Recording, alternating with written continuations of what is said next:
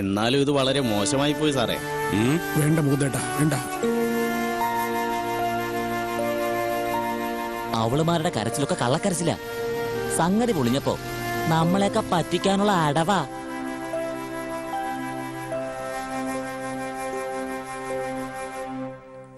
ആൾക്കാര് പലതും പറയും, അതൊന്നും കേട്ട് തളരരുത്.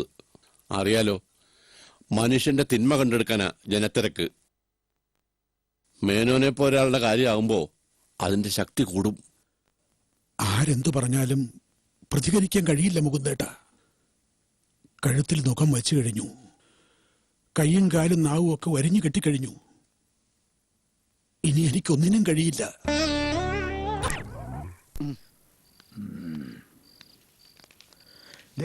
ഇതങ്ങോട്ട് പിടിപ്പിച്ചോണ്ട് ഒട്ടിക്കുക എന്തിനാ? നാളെ ഉറക്കം ഉണരുന്ന വീട്ടുകാരും നാട്ടുകാരും പോസ്റ്റ് കാണണം. കണ്ടിട്ട് പ്രൊഫസറേയും കുടുംബത്തെയും അഭിനന്ദിക്കണം. തട്ടിക്കോ തട്ടിക്കോ. എടാ ചെറായി, അവനൊരു ക്ലാസ് വിടറാ. ഇതങ്ങോട്ട് പിടിപ്പിക്കടാപ്പാ. അതെ, ഈ നാട്ടുകാരായ നിങ്ങള് കൂടെ നിന്നാ അലക്സാണ്ടർ മുതലാളി ചോദിക്കുന്നതൊക്കെ തരും. അതെ അതെ, കൈ നനയാതെ മീൻ പിടിക്കാനുള്ള അവസരമാ, വെറുതെ പാഴാക്കരുത്. എന്താന്ന് വെച്ചാ നിങ്ങൾ പറഞ്ഞോ, പറയും പോലൊക്കെ ഞങ്ങൾ ചെയ്തോളാം. അല്ലെങ്കിൽ തന്നെ ഈ പ്രൊഫസറും കുടുംബത്തെ നാട്ടുകാർക്ക് കണ്ണെടുത്താ കണ്ടൂടാ. മക്കളെയും പൊതിഞ്ഞു പിടിച്ചോണ്ട് നടക്കുന്ന ആളാ. അല്ല, കിട്ടേണ്ട സമയത്ത് തന്നെ തിരിച്ചടി കിട്ടി. അതെ, ഉള്ളത് പറയാലോ കാരണം ചേട്ടാ. പ്രൊഫസർക്ക് തുണയായി ആ മൂന്തഞ്ചേട്ടനുള്ളത് ഭാഗ്യം. ഇല്ലെങ്കിൽ ഞങ്ങൾ ഒരു കലക്ക് കലക്കിയാനെ.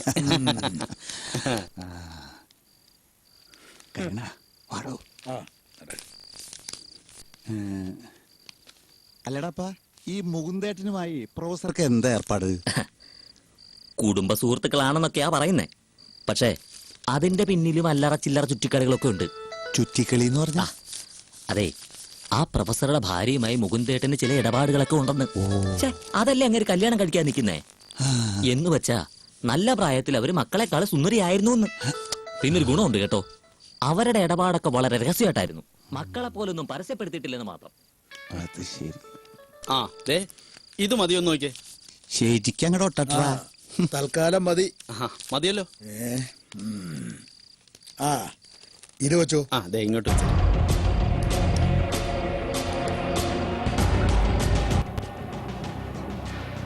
നമുക്ക് വെറുതെ കുറച്ച് ചിക്കിളി കിട്ടുന്ന കേസാ. നീ എന്ത് പറയുന്നു? ഞാൻ ഏറ്റെന്ന് പറഞ്ഞില്ലേ, എന്ത് ചെയ്യണമെന്ന് പറഞ്ഞാ മതി. അതൊക്കെ അലക്സാണ്ടർ മോലാലിന്റെ ആൾക്കാർ പറഞ്ഞുതരും. അതുപോലെ അങ്ങ് ചെയ്താൽ മതി.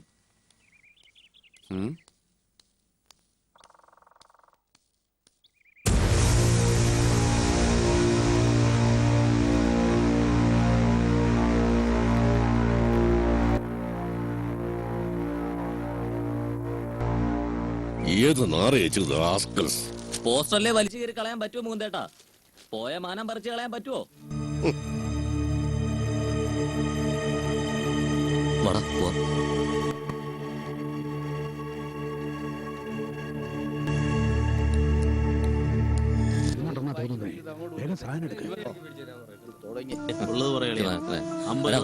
ഗോവാലേട്ടന് 10 രൂപ കൊടുക്കാനുണ്ട്. ഗോവാലേട്ടോ 2 വിൽസ്. അല്ല, ഗോപാലേട്ടന്റെ പ്രൊഫസറെ മക്കളെ ഒന്നും പുറത്തോട്ടേയും കാണുന്നില്ലല്ലോ. ഗോപാലേട്ടന്റെ വലിയ ഫാൻ ആയിരുന്നല്ലോ അവര്. ഇതാരാ? ആരാ? അളിയ പ്രൊഫസറാ. പ്രൊഫസറോ? നിക്കളിയ. എന്താ സാറേ ഇങ്ങനെ ഒരു വേഷത്തില്? ഓ, വെറുതെ സാധനം വാങ്ങാൻ. അതിനെന്താ ഈ തോർത്തൊക്കെ മൂടി പാതിരാത്രിയില്? സൂര്യപ്രകാശത്തിൽ വന്ന് ആരെങ്കിലും എന്തെങ്കിലും പറയുമോ സാറേ? സാർ ധൈര്യമായിരിക്കും സാറേ, ഞങ്ങളൊക്കെ ഈ നാട്ടിലുണ്ടല്ലോ. നിങ്ങൾ ചെറുപ്പക്കാരാ, കാര്യത്തിന്റെ സത്യാവസ്ഥ നിങ്ങൾ മനസ്സിലാക്കണം. ചെറുപ്പക്കാരെ സാറിനായിരുന്നല്ലോ ചതുർത്ഥി എന്ന് കരുതി സാറിനോട് ഞങ്ങൾക്ക് ഒരു വിരോധമില്ല. സാറ് പറ. വാസ്തവത്തിൽ എന്റെ മക്കളെ ചതിച്ചതാ. ഓഹോ, കൂടെ പഠിക്കുന്ന ഒരു പയ്യന്റെ ചതിയില് എന്റെ കുട്ടികൾ വീണുപോയി. ആ പയ്യനുമായിട്ട് ഇളയ കൊച്ചു പ്രേമമാണെന്ന് കേട്ടു. അതൊക്കെ കെട്ടുകഥകളാ. എന്റെ മോൾ ഒരു നോവൽ എഴുതിയിരുന്നു. ഇളയാളോ മൂത്താളോ? ഇളയവള് ദേവയാനി. അപ്പൊ ആ കൊച്ചു നോവലൊക്കെ എഴുതുവോ? എഴുതുവോന്നോ? നീ ഈ നാട്ടിലൊന്നും അല്ല ജീവിക്കുന്നേ. 1-2 കഥ പ്രസിദ്ധീകരിച്ചിട്ടുണ്ട്. ആഹാ. ആ അതെ, അവളുടെ നോവല് വലിയൊരു പബ്ലിഷിംഗ് കമ്പനിയെ കൊണ്ട് പബ്ലിഷ് ചെയ്യിക്കാവെന്ന് പറഞ്ഞ് ആ പയ്യൻ കൂട്ടിക്കൊണ്ടുപോയത് ശിവപുരം ബംഗ്ലാവിലേക്കാ. പോകുന്ന സ്ഥലം വ്യഭിചാരശാലയാണെന്ന് എന്റെ കുട്ടികൾ അറിഞ്ഞില്ല.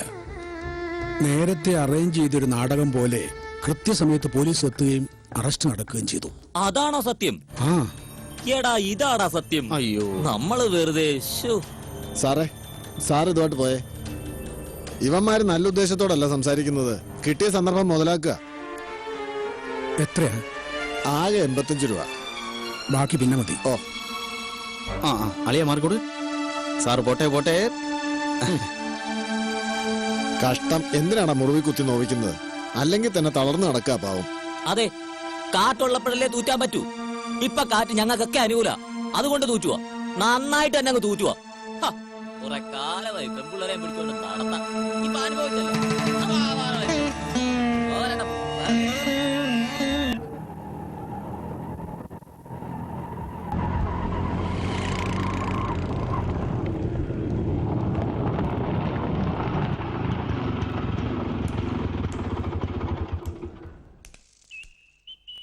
ഒന്ന് വെയിറ്റ് ചെയ്യണേ. ശരി. ജീവിതത്തിൽ ആദ്യമായിട്ടാ ഇങ്ങനൊരു പോലീസ് ഇടപാട്, അതും ഇതുപോലെ SP ഓഫീസിലൊക്കെ വന്ന്. ഗോപാലേട്ടൻ എന്തിനാ പേടിക്കുന്നത്? ഞാനല്ലേ കൂടെ. പിന്നെ ഇതുപോലെ കുറച്ച് പോലീസ് ഇടപാടുകളൊക്കെ ജീവിതത്തിൽ ഉണ്ടാകുന്നത് നല്ലതാ. ഞാനിതെത്ര കണ്ടത് എന്റെ ഗോപാലേട്ടാ. അങ്ങനെ കുറെ കണ്ടല്ലേ എനിക്കിതൊന്ന് ഒപ്പിച്ചെടുക്കാൻ പറ്റിയത്. ഗോപാലേട്ട വന്നേ. ആ SP സാറിനെ ഒന്ന് കാണാനാ. അവിടെ പറഞ്ഞാ മതി. SP സാർ വിളിപ്പിച്ചിട്ട് വന്നതാ, ഒന്ന് കാണുമായിരുന്നു. ശരി, വെയിറ്റ് ചെയ്യും. ആ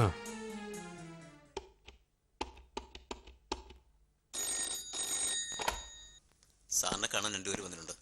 വരാൻ പറ. ആ ശരി, മുകളിലേക്ക് എന്നോളൂ. ശരി, വാ ഗോപാലേട്ട.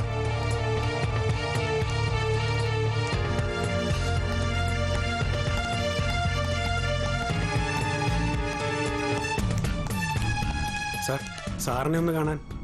സാർ ഫ്രീ ആണെന്ന് നോക്കട്ടെ.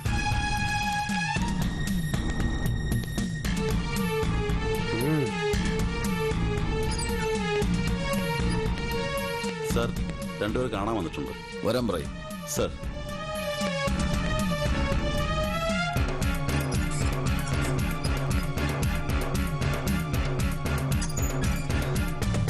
വാ. നമസ്കാരം സാർ. നമസ്കാരം. ഇരിക്കൂ. ഇരിക്കുവാ പലട്ടാ.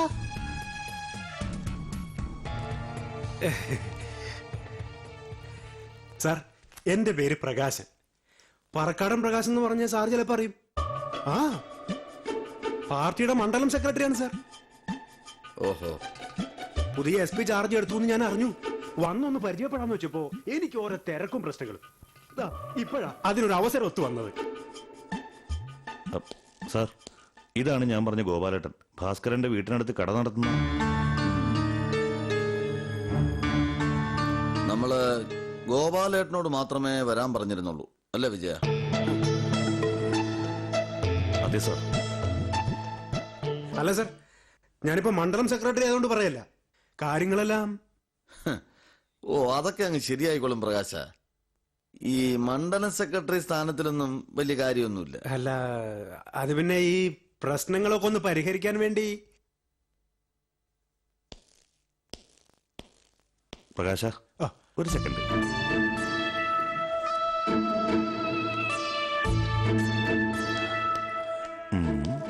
എന്താ സാർ? നിന്നെ മണ്ഡലം സെക്രട്ടറിയൊക്കെ അങ്ങ് അച്ചുവീട്ടിന്റെ അടുക്കള മതി. ഇവിടെ വന്ന് വിളച്ചിലെടുത്താണ്ടല്ലോ കൂമ്പിടിച്ച് കലക്കും ഞാൻ. പറഞ്ഞനുസരിച്ച് പുറത്തു നിന്നിരിക്കും. അല്ല, ഞാനൊന്ന് ഗോപാലേട്ടനോട്. ഗോപാലേട്ട, അപ്പൊ ഞാൻ കുറച്ചു നേരം പുറത്തിരിക്കാം.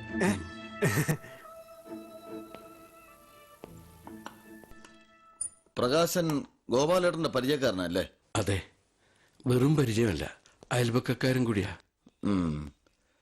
ഗോപാലേട്ടൻ നാട്ടില് എന്ത് കടയാ നടത്തുന്ന? ചെറിയൊരു പലചരക്കടയാ സാർ. എങ്ങനെ കച്ചവടമൊക്കെ? തരക്കേടില്ലാതെ പോകുന്നു. നമ്മുടെ ഭാസ്കരനുമായിട്ട് ഈ കടവഴിയുള്ള പരിചയവും അല്ലേ? അല്ലാതെയും അറിയാം. വർഷങ്ങളായിട്ടുള്ള പരിചയ. എനിക്കെന്റെ അനിയനെ പോലെ ആയിരുന്നു. സാമ്പത്തിക പ്രശ്നങ്ങൾ ഒരുപാടുണ്ടായിരുന്നു അവന്. വിളിക്കണതാരാ? പാർട്ടിയുടെ സംസ്ഥാന പ്രസിഡന്റ് പ്രകാശൻ. പ്രകാശൻ തന്നെ ആ മണ്ഡലത്തിൽ സ്ഥാനാർത്ഥിയായി നിന്ന് മത്സരിക്കണം, ജയിക്കണം. എനിക്കൊരു മന്ത്രിസ്ഥാനം ഉറപ്പാ, അതാണ് ഇതാണ് എന്നൊക്കെ പറഞ്ഞു. ഞാൻ പറഞ്ഞു സാറേ മന്ത്രിയാവാനൊന്നും എന്നെ കിട്ടത്തില്ല, അതിനൊക്കെ വേറെ ആളെ നോക്കണം. അത് കഴിഞ്ഞ് ഇന്നു വരെ മന്ത്രിയാക്കാന്നും പറഞ്ഞ് ഒരുത്തന് എന്നെ ശല്യം ചെയ്തിട്ടില്ല.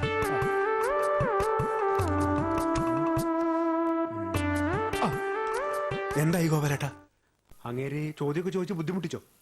ഏയ് അങ്ങനെ വല്ലതും ഉണ്ടെങ്കിൽ പറഞ്ഞാൽ മതി, നമുക്ക് DIG വിളിച്ച് സംസാരിക്കാം. വേണമെങ്കിൽ ഞാൻ അങ്ങനെ പോയി ഒന്ന് കാണുകയും ചെയ്യാം. താൻ വന്നേ.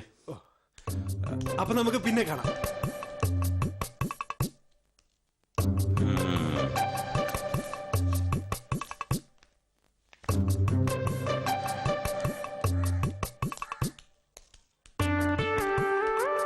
അല്ല ഗോപാലേട്ടാ, ഭാസ്കരൻ മരിച്ചതന്നെ ഇയാൾ എന്തിനാ ഗോപാലേട്ടനെ ചോദ്യം ചെയ്യാൻ വിളിപ്പിച്ചേ? ഇതിനു മുമ്പ് പലരും അന്വേഷിച്ചല്ലേ, അവർക്ക് ആർക്കും ഇല്ലാത്ത സൂക്കേട് എന്തിനാ ഇയാൾക്ക്? അല്ല ഗോപാലേട്ടാ, ഗോപാലേട്ട ഇപ്പൊ വീട്ടിലേക്കല്ലേ? അതെ. എനിക്ക് തോന്നുന്നു കളക്ടറേറ്റ് വരെ പോണായിരുന്നു. ചില്ലറ വല്ലതും ഉണ്ടെങ്കിൽ ഒരു 50 രൂപ.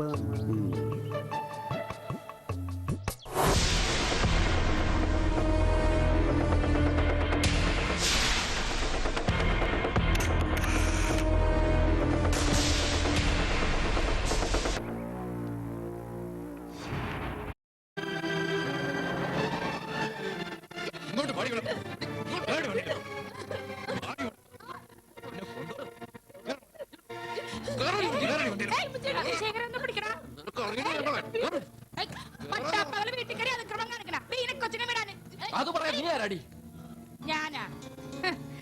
നിങ്ങളാരാണെന്ന് പറഞ്ഞില്ല. ബീനയുടെ ഏട്ടന്മാരാ. അത് ശരി. പക്ഷേ ബീന കൊച്ചിപ്പ റോയ് സാറിന്റെ വൈഫാണല്ലോ. റോയ് സാറ് ചെമ്പകത്ത് തറവാട്ടിൽ ആണുങ്ങളുണ്ടെന്ന് അവനെ കൂടെ അറിയിക്കാനാണ് ഞങ്ങൾ വന്നത്. അത് കൊമ്പത്തെ തറവാട്ടുകാരാണെങ്കിൽ ശരി, ബീന കൊച്ചിനെ കൊണ്ടുപോകാൻ പറ്റത്തില്ല.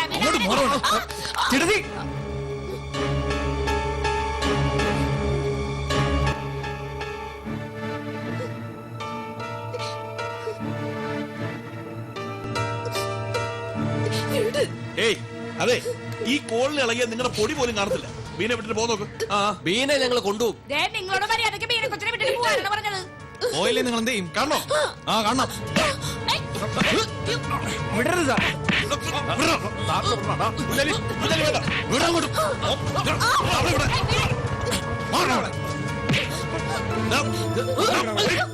ഭാര്യ കൊണ്ടുപോകും. റോയ് സാറെ നിങ്ങൾ അകത്ത് പോകാൻ നോക്ക്. ബീന കൊച്ചിനെ ഇങ്ങോട്ട് വാ. റോയ് സാറെ നിങ്ങൾ അകത്ത് പോയിന്ന്. ഇവരുടെ കാര്യം ഞങ്ങൾ നോക്കിക്കോളാം. പോവാനല്ലേ റോയി പറഞ്ഞത്? എടാ, എപ്പോഴും നിന്നോടൊപ്പം ഇവരുണ്ടാവില്ലല്ലോ. ഇവരില്ലാത്തപ്പോഴേ എന്റെ കൂടെ ദൈവം ഉണ്ടാവും. അതെ സാറന്മാരെ, ഇവിടെ കിടന്ന് വെല്ലു വിളിച്ചിട്ടോ കൈക്കരുത്ത് കാണിച്ചിട്ടോ ഒരു കാര്യമില്ല, മനസ്സിലായോ? ഇത് ഇവിടെ കൊണ്ടൊന്ന് അവസാനിക്കുമെന്ന് കരുതുന്നു. എവിടം വരെയാലും ഇവർക്ക് വേണ്ടി ഞങ്ങളുണ്ടാവും. വെറുതെ മാനക്കരുണ്ടാക്കാതെ കയറി പോവാൻ നോക്ക് സാറുമാരെ. നിങ്ങൾ ജയിച്ചു എന്ന് കരുതണ്ട. നമ്മൾ ആരും ജയിച്ചില്ല, പോരെ? ഇനി ഇതിനായിട്ട് ഇങ്ങോട്ട് വരണ്ട കേട്ടാ സാറുമാരെ. അത് ഞങ്ങൾ തീരുമാനിച്ചോളാം. ഓ, തീരുമാനിക്കാൻ ഇങ്ങോട്ട് വാ.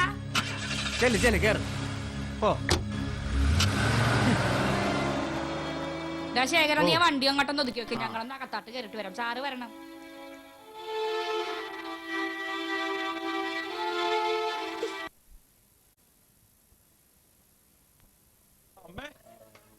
ചായ മറ്റാണെങ്കിൽ വേണ്ട, നീ ഇരിക്കടാ.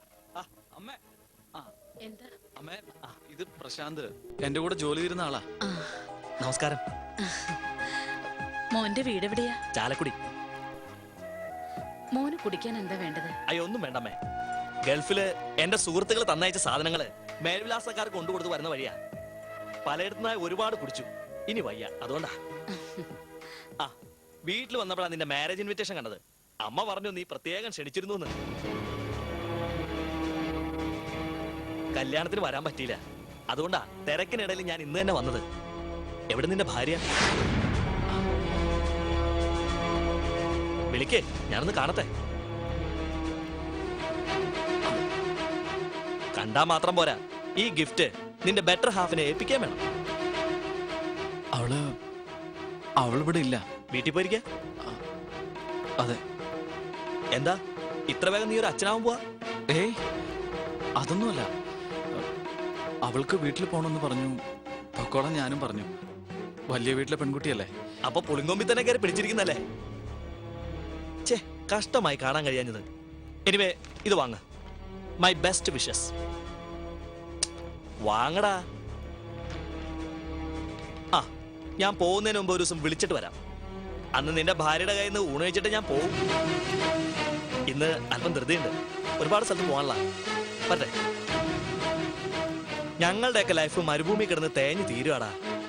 നിനക്ക് ഭാര്യ, കുടുംബം, സ്വന്തമായിട്ട് ബിസിനസ് എല്ലാം കൊണ്ട് ഭാഗ്യവാനാ. വരട്ടെ.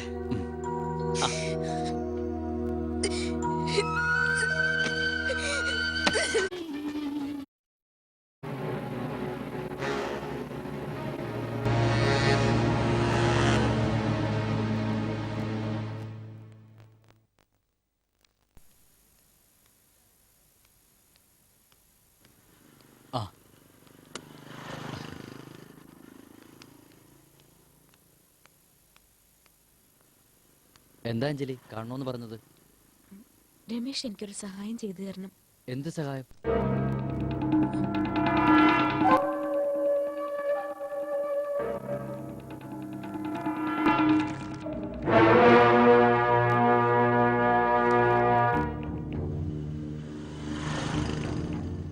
ഇത് അഞ്ജലിയുടെ അനിയത്തിയുടെ ഫോട്ടോ അല്ലേ? അതെ. ഞാൻ എന്ത് സഹായമാണ് ചെയ്യേണ്ടത്? അതാ, എനിക്ക് കാവ്യയെക്കുറിച്ചുള്ള ചില വിവരങ്ങൾ അറിയണം. അഞ്ജലി പറയുന്നൊന്നും എനിക്ക് മനസ്സിലാവുന്നില്ല. കാവ്യ അഞ്ജലിയുടെ അനിയത്തിയല്ലേ? ഞാനെന്ത് വിവരമാണ് കാവ്യയെക്കുറിച്ച് പറഞ്ഞു തരേണ്ടത്? അതാ, മറ്റാരോടും ഇങ്ങനൊരു സഹായം ആവശ്യപ്പെടാൻ പറ്റാത്തതുകൊണ്ടാ രമേശിനോട് ഞാനത് പറയുന്നത്. അഞ്ജലി ഇനിയും കാര്യം പറഞ്ഞില്ലല്ലോ. കാവ്യ ഇപ്പൊ ഒരിടത്ത് ജോലിക്ക് പോകുന്നുണ്ട്. അതെവിടെയാണെന്ന് അറിയണം. കാവ്യയോട് ചോദിച്ചപ്പോ അവൾ എന്നോട് കളവാ പറഞ്ഞത്. ഏത് ഓഫീസിലാണ് കാവ്യ വർക്ക് ചെയ്യുന്നതെന്നും എന്തുകൊണ്ടാണ് ആ കാര്യം അവൾ രഹസ്യമായി സൂക്ഷിക്കുന്നതെന്നും മനസ്സിലാക്കണം. ഇക്കാര്യം അന്വേഷിച്ചറിയാൻ എനിക്ക് വലിയ പ്രയാസമൊന്നുമില്ല. പക്ഷേ രഹസ്യമായി ഇങ്ങനൊരു അന്വേഷണം നടത്തേണ്ട ആവശ്യം എന്താണെന്ന് എനിക്ക് മനസ്സിലാവാത്തത്. അതാ, കാവ്യ പറയുന്നത് സത്യമല്ല രമേശ്. എന്തൊക്കെയോ ദുരൂഹതകളുണ്ട്. അതെന്താണെന്നറിയാൻ മറ്റൊരു മാർഗവും ഇല്ല. ശരി, ഞാൻ ഉടനെ തന്നെ കാവ്യ എവിടെയാണ് ജോലി ചെയ്യുന്നതും മറ്റുമുള്ള എല്ലാ ഡീറ്റെയിൽസും കണ്ടെത്തി അഞ്ജലി അറിയിക്കാം.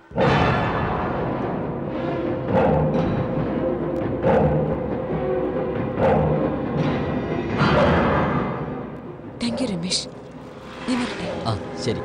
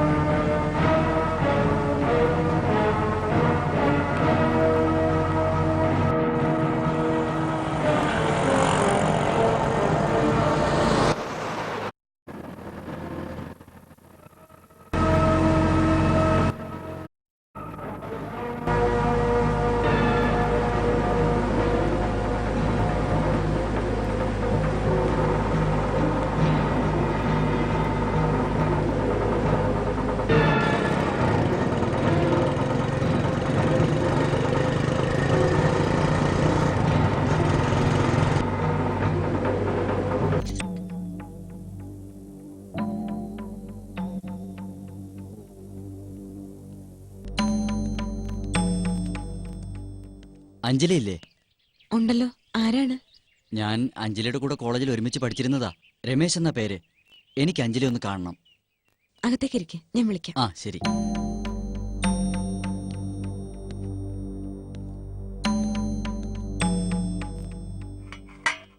ചേച്ചി, ആരാ കാണാൻ വന്നിരിക്കുന്നു? ആരാ? രമേശ് എന്ന പേര് പറഞ്ഞത്. ആ, മനസ്സിലായി. ടെലിഫോൺ എക്സ്ചേഞ്ചിൽ വർക്ക് ചെയ്യുന്ന ആളാ. അജിത്തിന്റെയും വിജയുടെയും നമ്പറിലേക്ക് വരുന്ന കോളുകൾ ട്രേസ് ചെയ്യാൻ പറഞ്ഞിരുന്നു. അവരുടെയൊക്കെ ഒപ്പം ആരൊക്കെ ഉണ്ടെന്ന് അറിയാലോ. ഓ, ഇനി എന്താ അറിയാനുള്ളത്? അവര് ശരിയല്ല എന്നുള്ളത് നമുക്കറിയാവുന്ന കാര്യമല്ലേ. അറിയാം. എന്നാലും ആരുടെയൊക്കെ ബലത്തിലാ ഇതൊക്കെ ചെയ്യുന്നതെന്ന് മനസ്സിലാക്കാമല്ലോ. ഓ, ഇനി വലിയ അന്വേഷണമൊക്കെ ആയിട്ട് നടന്നിട്ട് എന്താ കാര്യം? എങ്ങനെ ജീവിക്കാനുള്ള മാർഗം നോക്കുന്നതിന് പകരം ഒരു അന്വേഷണം. ആ, ജോലി ചെയ്യാതിരിക്കാൻ ഓരോ കാരണം വേണമല്ലോ.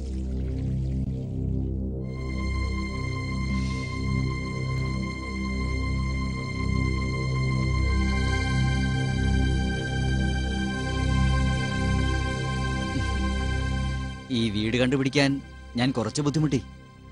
ഞാൻ വഴി പറഞ്ഞു തന്നിരുന്നാണല്ലോ. ഇരിക്കെ. എന്നാലും ഇത്രയും ചെറിയ വീട്ടിൽ നിങ്ങൾ എല്ലാവരും വന്ന് താമസിക്കുമെന്ന് ഞാൻ വിചാരിച്ചില്ല. ഞങ്ങളുടെ കാര്യത്തിൽ സംഭവിച്ചതൊക്കെ ഞാൻ പറഞ്ഞില്ല രമേശ്. എല്ലാ പ്രശ്നങ്ങളും അവസാനിക്കണമെങ്കിൽ ഇതിന്റെയൊക്കെ പിന്നിൽ പ്രവർത്തിക്കുന്നത് ആരാണെന്ന് കണ്ടുപിടിക്കണം. അതിനുവേണ്ടിയുള്ള ശ്രമത്തിലാണ് ഞാൻ. അഞ്ജലി പറയുന്നത് സത്യമാണ്. എന്തൊക്കെയോ പ്രശ്നങ്ങൾ ഇതിനിടയിലുണ്ട്.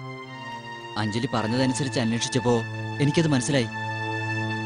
എന്താ രമേശ്, ഞാൻ പറഞ്ഞ നമ്പറിലേക്കുള്ള കോൾസ് ആരുടെയൊക്കെയാണെന്ന് മനസ്സിലായോ?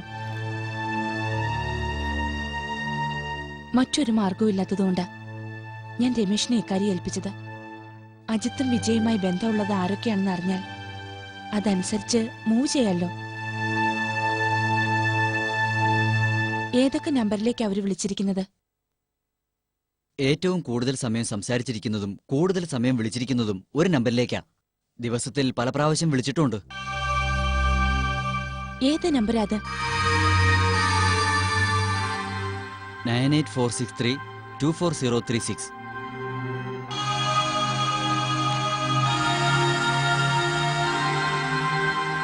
ആരുടെ നമ്പരാ ഇതെന്ന് മനസ്സിലായിട്ടുണ്ടോ?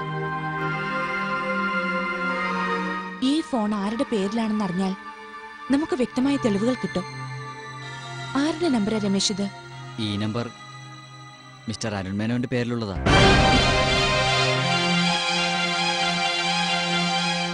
അരുൺ മേനോനോ? അതെ, ഇതാണ് അഡ്രസ്.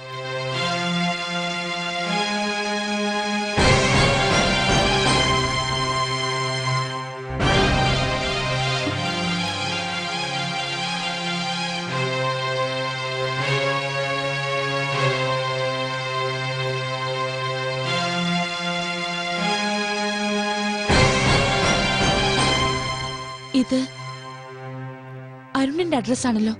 ഈ അഡ്രസ്സിലാണ് ടെലിഫോൺ കണക്ഷൻ എടുത്തിരിക്കുന്നത്.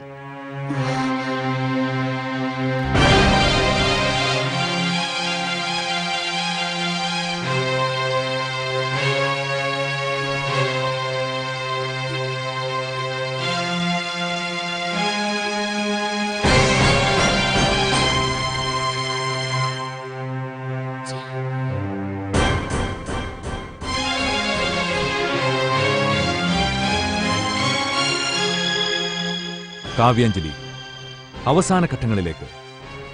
ആകാംക്ഷ നിറഞ്ഞ കഥാസന്ദർഭങ്ങൾക്കായി കാത്തിരിക്കുക. ദിവസത്തിൽ പല പ്രാവശ്യം വിളിച്ചിട്ടുണ്ട്.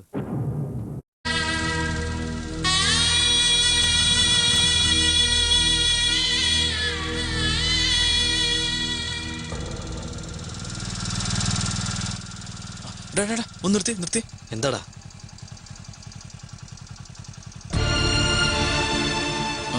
നീ പൊക്കോ, ഞാൻ വന്നോളാം. ആ ശരി.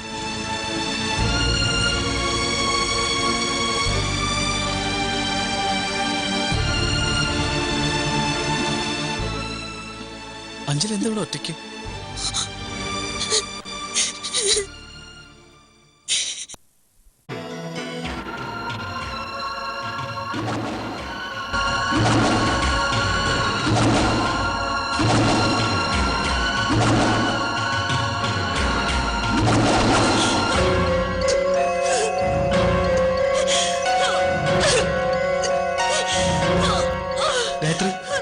Gayathri, you feel pain? ഇരിക്കണ്ട, കിടന്നോളൂ.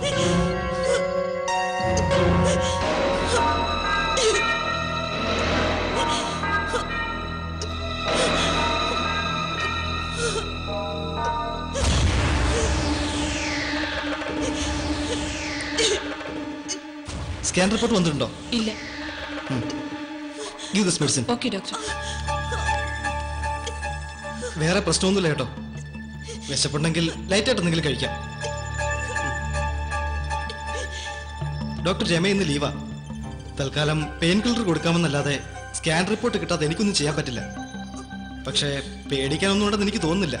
കണ്ണ് തുറന്ന സ്ഥിതിക്ക് വാർഡിലേക്ക് മാറ്റാം. കാര്യം പറയാനുണ്ട്, ഒരു നിമിഷം ഒന്ന് വരൂ. മോനെ, അല്ല ആ മുക്കുപണ്ടത്തിന്റെ ആരാ മോൻ? ഇല്ലാതെ എന്റെ ഭർത്താവിന്റെ സൗന്ദര്യം കണ്ടു കൊടുത്താണോ? എന്താ ആന്റി, കാശ് കൊടുക്കാനുള്ളവരൊക്കെ ഇങ്ങനെ പെരുമാറുന്നേ? കുറച്ചുകൂടി മാന്യമായിട്ട് സംസാരിച്ചു. നീ ആരുടെ എന്നെ മാന്യത പഠിപ്പിക്കാൻ? രണ്ടാളും കൂടെ കൂട്ടുകൃഷിക്ക് ഇറങ്ങിയതായിരിക്കും അല്ലേ? അനാവശ്യം പറയരുത്. രാജേട്ടന് കൊടുക്കാനുള്ള കൊടുത്തിട്ട് ഇവിടെ ശവസംസ്കാരം നടത്താൻ പറ്റൂ. കണ്ട പച്ചക്കറി കിടക്കാരെ കണ്ടേ അധികം ആളാവരുത്. മോനെ, എനിക്ക് പലരുമായിട്ട് ഇടപാടുണ്ടാവും. അതെന്റെ മിടുക്ക്. അതുകൊണ്ട് നിന്റെ അമ്മാവനെ ഉപേക്ഷിച്ചിട്ടൊന്നും ഇല്ലല്ലോ. നിന്റെ കളിയൊന്നും എന്റെ അടുത്ത് വേണ്ട. എന്ത് കളി? ആര് കളിച്ചു? നിങ്ങൾ ഈ പറയുന്നത് കേട്ടില്ലേ? എന്റെ ഭർത്താവ് ഷോപ്പിംഗ് കോംപ്ലക്സ് വാങ്ങാൻ എടുത്ത ഓരോ രൂപയുടെയും കണക്ക് എന്റെ കയ്യിലുണ്ട്. ഒരു നയാ പൈസ പോലും ആ മനുഷ്യൻ ആർക്കും കൊടുക്കാനില്ലാന്ന് എനിക്കറിയാം. കണക്കില്ലാതെ പോവാൻ അദ്ദേഹത്തിന് വേറെ സംബന്ധം കുടുംബം ഒന്നുമില്ല. ഇനി വല്ലതും തരാനുണ്ടെങ്കിൽ തന്നെ രേഖയുമായിട്ട് വാ. 5 ലക്ഷമല്ല 50 ലക്ഷം ഉണ്ടെങ്കിൽ തന്നെ ഞാനത് തന്നു തീർക്കും. അല്ലാതെ ആളും അർത്ഥം കൂട്ടി പേടിപ്പിക്കാനാണെങ്കിൽ അത് ഗായത്രിയോട് വേണ്ട. ആന്റി വേണ്ട, ഇനി നീ എന്നെ അങ്ങനെ വിളിക്കണ്ട. രാജേട്ടൻ എന്തിനാ വിഷമിക്കുന്നത്? നിങ്ങൾ അമ്മാവന് കാശ് കൊടുത്തിട്ടുണ്ടെന്ന് എനിക്കറിയാം, ഞാൻ അതിന് സാക്ഷിയാണ്. പക്ഷെ ആ സ്ത്രീ ഉണ്ടല്ലോ, അവര് പറഞ്ഞത് ഒട്ടും ശരിയായില്ല. അവർക്കറിയാത്ത ഒരിടപാടും എന്റെ അമ്മാവന് ഇല്ലത്രേ. അതെങ്ങനെ തറപ്പിച്ച് പറയാൻ പറ്റും? അമ്മാവനോട് പറഞ്ഞിട്ടാണോ ഇവര് കണ്ണി കണ്ട അണ്ടനെ ഇടകോടനൊക്കെ വീട് കയറി നിരങ്ങാൻ അനുഭവിച്ചത്? എനിക്കതാ മനസ്സിലാവാത്തത്. ഇനി എന്തൊക്കെയാണോ സംഭവിക്കാൻ പോകുന്നത്? ഓ, നിങ്ങൾ ഇങ്ങനെയൊന്നും പറയരുത്. ഒന്നുമില്ലെങ്കിലും നിങ്ങളുടെ അമ്മാവനല്ലേ അവിടെ കിടക്കണേ. അതെ, ചത്ത് കിടക്കുന്ന എന്റെ അമ്മാവനാ. അമ്മാവന്റെ കാര്യങ്ങൾ നോക്കാൻ ഈ മരുമകനായ ഞാനല്ലേ ഉള്ളൂ.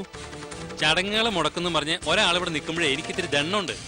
ഇടപാട് തീർക്കാതെ ഒന്നിനും സമ്മതിക്കില്ലെന്ന് അയാൾ പറഞ്ഞ് കേട്ടല്ലോ.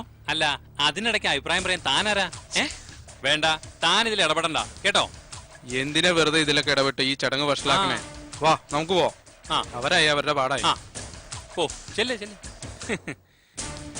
ആ